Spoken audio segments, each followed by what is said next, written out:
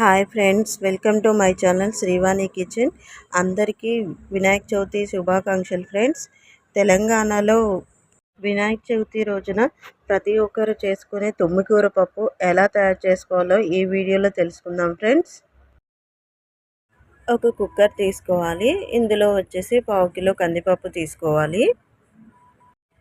ఈ కందిపప్పుని శుభ్రంగా వాటర్తో ఒక 2-3 సార్లు కడిగి పెట్టుకోవాలి. ఇందులో వచ్చేసి ఇప్పుడు వాటర్ని యాడ్ చేసుకోవాలి.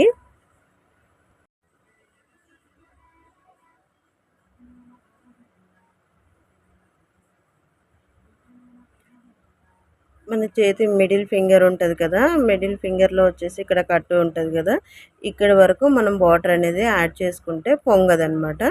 ఇంకా కొద్దిగా వాటర్ అనేది పడుతుంది. ఇప్పుడు కొద్దిగా వాటర్ అనేది యాడ్ చేసుకుంటున్నాను. ఇప్పుడు చూడండి సరిపోయింది. ఇంతవరకు పోసుకుంటే మనకు పొంగదనమాట. ఇప్పుడు తుమ్మికూర తీసుకోవాలి. ఈ తుమ్మికూరను శుభ్రంగా నీటితో కడిగి పెట్టుకోవాలి. ఈ తుమ్మికూరను ఇంతకుముందు కడిగి పెట్టుకున్న పప్పు ఉంది కదా, అందులో వేసేసుకోవాలి.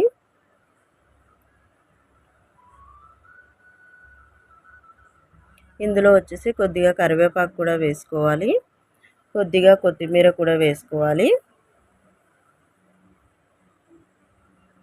ఇప్పుడు ఒక 10 చింతకాయలు తీసుకోవాలి.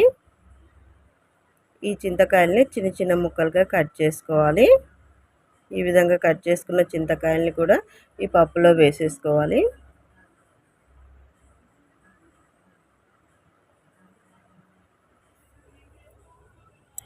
ఇప్పుడు 1 స్పూన్ వచ్చేసి పసుపు వేసుకోవాలి. ఒక 15 పచ్చిమిర్చి తీసుకోవాలి. ఈ పచ్చిమిర్చిని ఒక మిక్సీ జార్లో వేసుకొని 1 స్పూన్ వచ్చేసి సాల్ట్ యాడ్ చేసుకోవాలి. దీన్ని మెత్తని పేస్ట్ లాగా చేసుకోవాలి. ఈ విధంగా మెత్తని పేస్ట్ లాగా చేసుకోవాలి.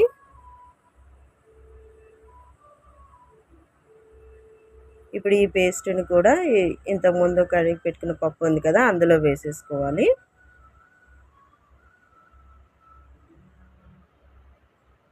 ఇందులోనే ఒక 2 స్పూన్లు సాల్ట్ వేసుకోవాలి. ఇప్పుడు కుక్కర్ మూత పెట్టేసుకోవాలి. ఇప్పుడు స్టవ్ అనేది ఆన్ చేసుకోవాలి.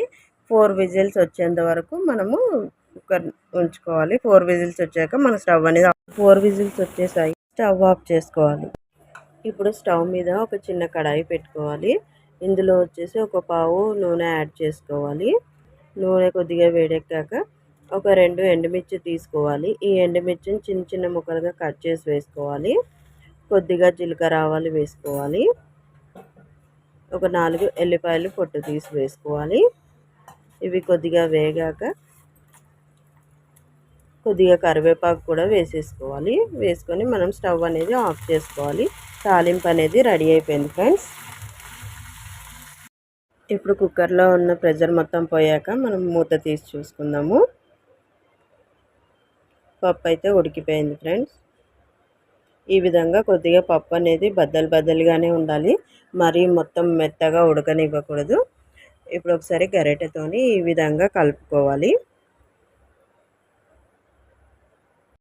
ఈ పప్పులో మనం ఇంతకుముందు తాలింపు పెట్టుకున్నాం కదా, ఆ తాలింపుని వేసేసుకోవాలి. వేసేసుకొని ఒకసారి కలిపేసుకోవాలి.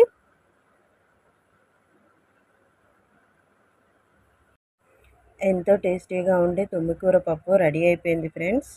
వినాయక చవితి రోజున కంపల్సరీ పప్పుని అయితే మేము ఇంట్లో ప్రిపేర్ చేసుకుంటాం ఫ్రెండ్స్.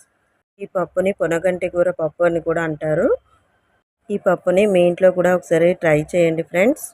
ఎలా వచ్చిందో ఒకసారి నాకు కామెంట్ బాక్స్లో కామెంట్ చేయండి ఫ్రెండ్స్. ఈ వీడియో కనుక మీకు నచ్చినట్లయితే లైక్ చేయండి, షేర్ చేయండి, సబ్స్క్రైబ్ చేసుకోండి ఫ్రెండ్స్. Bye friends.